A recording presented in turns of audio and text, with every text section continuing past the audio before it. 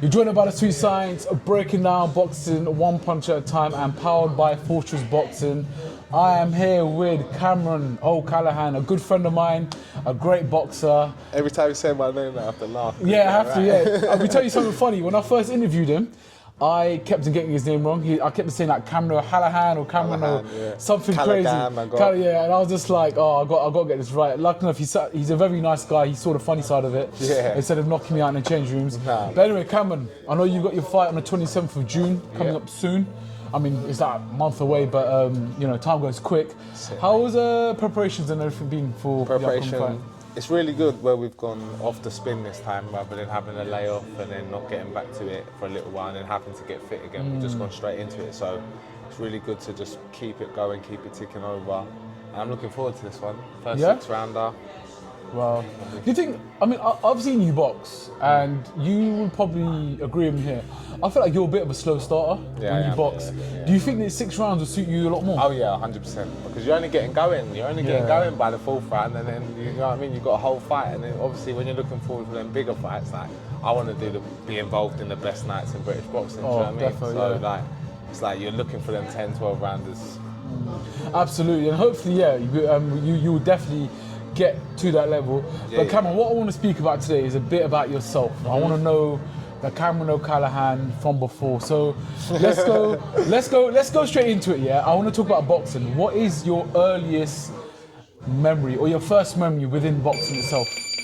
To be honest, mate, I remember being 19 stone, and mate, it was like couldn't do nothing, no fitness, nothing. I wouldn't even be able to run around the park. And I remember my uncle moved over from Ireland, and he was living with me, and I was up to no good. I was smoking, I was doing all sorts, and he was like, you know what? It's like he was in a bad headspace, I was in a bad headspace, and he was like, let's go down to the boxing gym. So we've gone down to this gym locally, and we paid our subs, gone in, and the first thing we had to do was run around the park. The park was probably about, probably not even 800 metres. Oh wow. It wasn't a big park, but I just remember running and getting like halfway around. I was like, mate, I'm about to have a heart attack here. And then from there, I started nearly feeling I was going to be sick. But I kept running, and then we went straight into sprints, and I was just running out of breath on that and everything. I couldn't do nothing. But then when we went inside and we started doing the boxing work, I was like, ooh, I kind of enjoy this. And we ended up staying later than the club actually went closed. Do you know what I mean? So we was there till late, and then I was like, let's come back. And I remember I went to Sports Direct. I bought everything, like Lonsdale, you know, like cheap stuff. I bought all the Lonsdale, everything. I was like, you know what? I'm going to get good at this. And then we just kept going back, and then the weight just started shredding. That's solid. Can I just ask you, how old were you when you went? So I hit my heaviest at 16. 16 years old, he was 19 stone. Yeah, damn, so that's quite a big and fair play that you went into the gym. And so ideally, was it just for weight loss? Or was you like, do you know what, I actually want to take this up? We was going to, where was we going to? Virgin Active. We was going weights and stuff, but like it just weren't interesting for me at all. Like I'd be in there a week and then I'd be off for like a month and then I'd go back in there for 1 week and then the minute we hit the boxing gym, I was like, this is something I can actually stick to. It's something I can develop in and get better at. And I knew I was always strong. I knew I was always like, I could throw a punch. I was taught from young how to throw a punch. But I was more like, I don't know how to even explain it. Like it was almost like it was just like home. Yeah, like being at home. Like you found, when I grew up, I didn't have much aspirations. Didn't want to be like anything. Didn't want to become a lot apart from smoking and doing all that stuff. You know what I mean? So when I found something that I could see a bigger picture in, I was like, oh, okay, this is what it means. You know what I mean? That's it. And do you know what? That's good that you found that through boxing. Yeah, because boxing is such a scary sport, and you put so much into it, you might not even get anything back out. But the reward and risk is crazy in boxing. So talk to me then. Like, so you went into box gym, you shredded off a lot of weight. When did you have your first amateur fight? 18. 18, so 2 years later. I jumped into the unlicensed first. Oh, okay. The unlicensed first. Well, there was someone else. I went down to 2BX, which is in Bromley, Bromley ABC, and we was training alongside a load of fighters, load of pros, loads of amateurs, and I was just getting to that level where I was just about to do an amateur fight, and I was like, you know what? There was this one fella who was fighting in the unlicensed, and he was like, what was he, 85 kilo? Okay. He had a rematch with someone who they were 1-1, so they had 1 win, 1 loss together, and I was like, he sort of had to pull out because of an injury, and I was like, you know what? I was like, I'll take this one. I was like, I'll have it. Do you know what I mean? He was like, my coach, like, you sure? I was like, yeah, I'll have it. So we went up there, boxed my first unlicensed fight. Then I'd done a few unlicensed before I went straight into the amateurs at 18, yeah. Okay, so you went, so you done a few unlicensed fights, then you jumped into the amateurs. Yeah. How much amateurs fights do you have? I had about 20. 20, so quite a bit. So think about amateurs. Amateurs is like, it's so different compared to the pros, isn't it? It's like a whole different game. 100%. People think boxing is the same thing, amateur and pro, but even I've seen it myself, like it's 1 extra minute, it's just a whole different pace and everything, Yeah, 100%. and whatnot. And they hit a lot harder and all. Yeah, obviously smaller gloves as well, smaller gloves. It's crazy. So obviously going fast forwarding 20 amateur fights, then when was it when you was like, you know what, cool. What moment were you like, you know what, cool, I want to go pro now? Do you know what? I started to slack off in the amateurs, so I was sort of like pushing the weight, I was going overweight, and then I was having to shred a lot of weight to make weight for the amateurs. What weight did you fight at? If you don't mind? Super water. Super welter? Yeah, that's what I 67? fight. As a pro, 69. Wow. Was it 67 in amateurs? As an amateur, I was 75. 75, okay, damn. So I found my amateur weight, which was 75, but sort of started to lose focus a little bit. And I was like, I either give it this one big shot at boxing, or I might as well just pack it in, because it was like, I wasn't being disciplined enough to progress in the amateurs. Like I was falling short in the championships. I was falling short, and I knew it was through discipline. It wasn't because I wasn't good enough. It was because, I don't know, I would be out with my friends on the weekend rather than staying at home resting. Do you know what I mean? And I was like, you know what, I'm going to give it either one big go or I'm going to pack it in. So then that's when I was like, you know what, I'm going to turn over.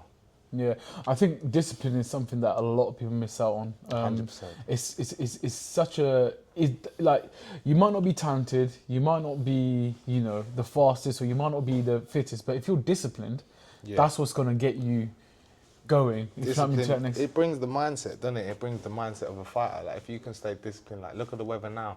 It's 25 degrees, and do you know what I mean? You want to go outside. You want to go out and be with your friends. All my friends are probably down the beer garden right now. Do you know what I mean? It'd be nice to go and join them, but you're like, mate, this is what I want, and you've got to look to the bigger picture. The thing is, when you this time here, like you just said, you're out training this today, not at the beer garden. It's times like this that's going to pay off you later on. When you get to that level, Southern area, English, British, and whatnot, that's when you're like, you know what, because I didn't go to that beer garden that time, that's why I'm here. You can go after the fight, though. You can go after the fight. Man. So, yeah, talking about that, so you had your first pro fight, was it March last year? Last September. So September, sorry. I remember being at that fight. Yeah. And how was that experience for you? Like, I remember you telling me one thing though. You was like, oh my days, in the third round, my legs went, and I just felt like... I thought that was just all nerves and that creeping up on me. Do you know what I mean? Yeah. All the nerves, all the adrenaline. I was meant to box that May, wasn't I? And then I broke my nose in sparring, like an idiot. I was frustrated. So all of that build-up, so I'd done that camp, then I had the time off of my nose, and now I've done another camp, and I'm like, ooh, now the adrenaline's like doubled because you've been waiting for so long for this moment, do you know what I mean? But it was surreal. Everyone showed up, everyone showed love, and... Do you know what? Another thing as well, your support, man. My support's crazy, isn't it? You must be a fan favourite, or you must be so popular in there, because people, like, I remember your fight especially, there was so much noise, so much, like, ambience, so much atmosphere when I turned up and seeing, obviously on your debut. It's your debut, everybody wants to turn up. Everyone turns up Everyone wants to see. Like, how do you build such a fan... I wouldn't say fan base, but like, you know, support base basically. Do you know what? I'm a big believer in the way you treat people and should be how you want to be treated. Do you know what I mean? So I always show people love. Like if someone's got something that needs supporting, I'm showing them support. Even other fighters around, because I know what it's like. It's hard. Do you know what I mean? So I'm a big believer in, like, if I can support someone and be there for someone, then I hope on the spin they're there for me. And then obviously I started coaching when I was so when I first started boxing. I started my competitive career. I couldn't actually afford my my fees for the gym. Oh, swear. I weren't working, I weren't doing nothing. I dropped out of college because obviously I started taking care of my mum. Oh, fair. And yeah, so I started coaching, and I just kept meeting new people, things like that, meeting new people through the sport. And like before I know it, now this sport, everyone knows me for this sport. They don't really know me for anything else. They don't know me for when I was naughty when I was younger or messing about in school. They know me for the sport, do you know what I mean? And then I just got a lot of people that show love. That's good, man. So I'm a big believer in you are who you attract. And when you're a nice person out there, when you're good, you attract people. And the thing is, like, even knowing you, I feel like I know you on a personal level. Yeah. And like, from the first fight we had, I was telling actually a lot of people this. And like, you know what it is, yeah, with you. Okay, I'll explain it from the bottom. So a lot of boxers, when they go backstage after a fight, they've got these cakes and cookies and little treats and whatnot, yeah? They never offer them out, yeah? You were the only one that was giving us cookies and cakes. And it's crazy, even though your last fight, you gave us a nice cookie. And I remember doing an interview, I'm like, you know, like when you get a sweet taste in your mouth. It just shows your character, though. But you know what? Vanilla bakes for them cookies as well. Yeah, big up to that company you just said, man. There were some nice cookies. But you know what? Talking about that, yeah, and I'm gonna go a little bit off topic. Irish people are the nicest people, to me anyway, on this planet. Do you think you get that from the Irish side? They're givers. They're givers. Like, even my mum will give you everything she's got. Yeah. Do you know what I mean? Even if she's got nothing, she'll still give it to you. When we was kids. Why are Irish people like that? You know, like, I don't know. It's just such a tight knit community. Like, it's like if you go to Ireland, like when I walk through the streets of Charleville, where I'm from, like, everyone says hello to me. Like, and you're like, I don't know you. Where I'm from, London, I'm like, I don't really know. When I first went back there, it would weird me out a little bit. I'd be like, why are they saying hello to me? Yeah. And they all be talking to my mum, and I'm like, you don't know my mum. And my mum's like, yeah, I know them for years. And you're like, how do you know them? Do you know what I mean? But it's just such a tight-knit community that everyone gets on. And that's how it should be. Do you know what, talking on that, I went to Ireland, I think 2 years ago, and I just went exploring around. I love my nature and stuff. Yeah. And I went to a place called, I think it's called Wicklow Mountains. It's like South Dublin, yeah? And I went for a nice walk, and I couldn't believe it. The amount of, every time I was walking past someone, morning, how are you? Morning. And I'm like, I was a bit like, wait, hold on. This is a bit weird, because in London, it's not like that. You say morning to someone, they call the police on you. Be like, what's harassment, harassment. But in Ireland, they're so nice, and they're so like, family orientated and like community orientated, like you said, and I feel like that's where you get that side from, because you're nice to everyone. You're quite a chill guy. You're quite relaxed. You're offering us your cakes and your cookies and stuff like that. Well, we really appreciate, by the way. I'm trying to stay away from the cookies at the moment, but I'm thinking about them for fight night. After fight night, big up the company that you said we'll get them down, and we'll give them a shout out in your next interview for sure. So do you know what I want to ask now? Like, not personal questions, but I want to ask, what have you learned throughout your journey so far in boxing? I mean, you're not nowhere near what you want to be. You're not like at the top of your journey yet. You're kind of early in your pro career. You're still young, 24 years old. But what's one thing that, you know what, okay, this is something I've learned and I want to share to other boxers out there? To other boxers, let me have a little think. I'd say the biggest thing that I've had to learn is to not be your own harshest critic. Like, I'm my own harshest critic. When I'm in there, if I'm sparring, if I'm doing something wrong, I'm like, in my head I'm going like, everything's wrong, and then you end up arguing with yourself, and self-doubt starts slipping in and stuff like that. You sort of got to trust the team around you, trust the people that are guiding you, and go for it, man. Just chase every opportunity, have every conversation with everyone possible. Do you know what I mean? Ask them how the day was. Like, even if I walk past someone in the gym, I'm like, you're right, mate. Like, them things pay off later on. If you said hello to someone and they're getting on with you, and then you need their help for something, anything, do you know? Yeah, absolutely. That's a big one. I mean, that's just a boxer, man. There's just such nice people generally as well, boxers. Because you know what? Boxing is a humbling sport, man. We've all been humbled. We've all hit the canvas. It's a lower class sport as well. Yeah, it's a poor man's sport as well. Yeah. That's the thing. It's a very humbling sport. And one thing I feel like about boxing, and I know this about boxing, because I've been in the amateur scene, everyone in the boxing gym's equal. Doesn't matter what job you've got, what you do, how good you are as a boxer. It's normally the guy that's the best in the gym, that's winning championships, or the best pro, is the nicest guy in the gym generally. 100%. And that's what I love about boxing. Boxing, there's no divide. There's no you're rich, you're poor, your colour, your religion, and whatnot. It's just like, you're in a boxing gym, we all suffering together, we all win together and stuff like that. And that's the difference between this and reality. Like, right now, outside, it's like everyone's trying to see who's richer. Everyone's trying to see who's got the better car, who's got the better clothes, who's got the better trainers. Do you know what I mean? And when in reality, it don't really matter. It doesn't stand for nothing. Is that your kind of mentality? Are you kind of like, you just don't care? I used to love like all the flashy clothes and things like that.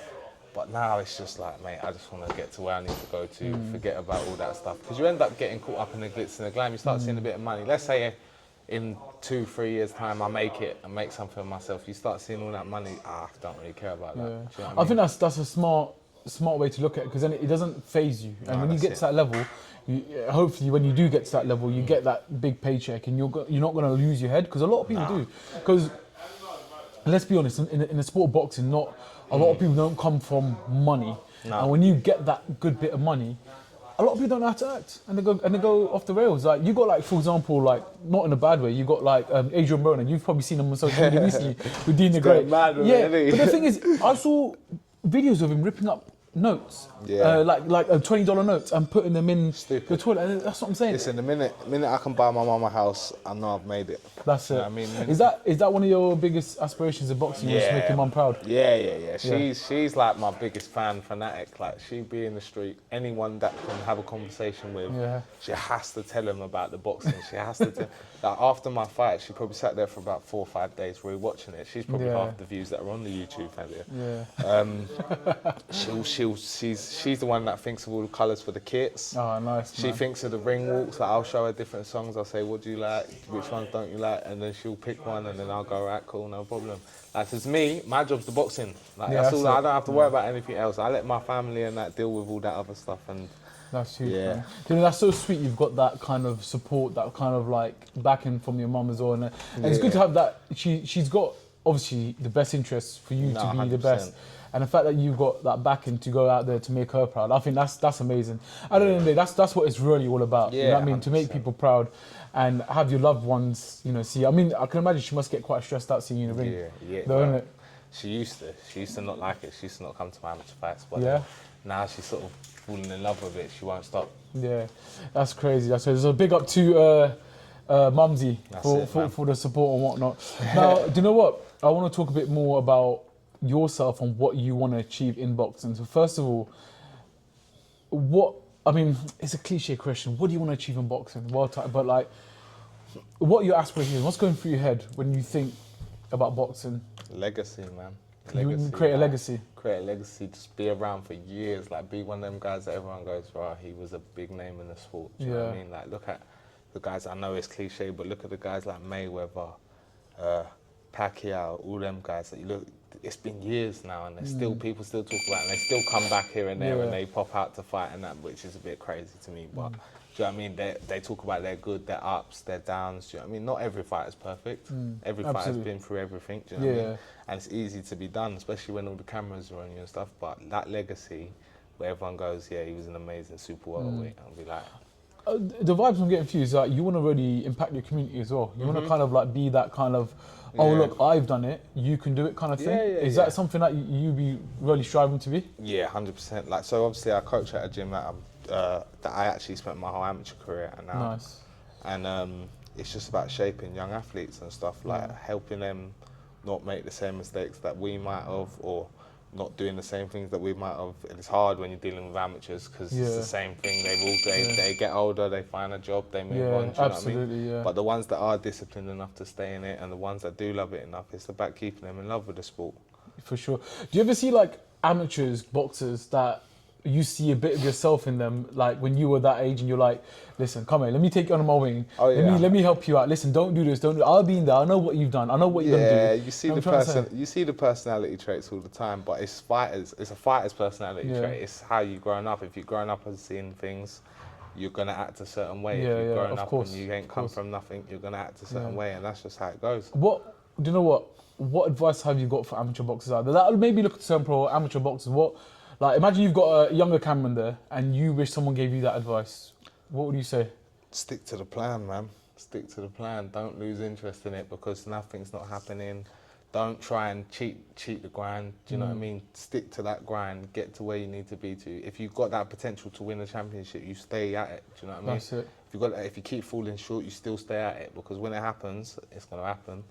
It will happen in God's timing, you know what I mean? That's it. So never give up, basically. No, never that's give up. it, Keep man. going. And then when they turn over, they're going to be coming to bigger things. But a lot of people get bored. They fall short a couple of times, they get bored, and they go, even I nearly got bored. I was like, I don't really like this anymore. It's disheartening, isn't it? Yeah, you of course losing it is, when you're not winning all the time. But it's life. You don't get everything you want. Don't come in the right times that you want it either. If I wanted £1 million, I might not see it for another 50 years, but I might see it. You might see it. That's it. You keep at it. You keep digging. So the last, I just want to wrap up this interview now. Obviously, yes, you're fighting on the 27th. Yeah.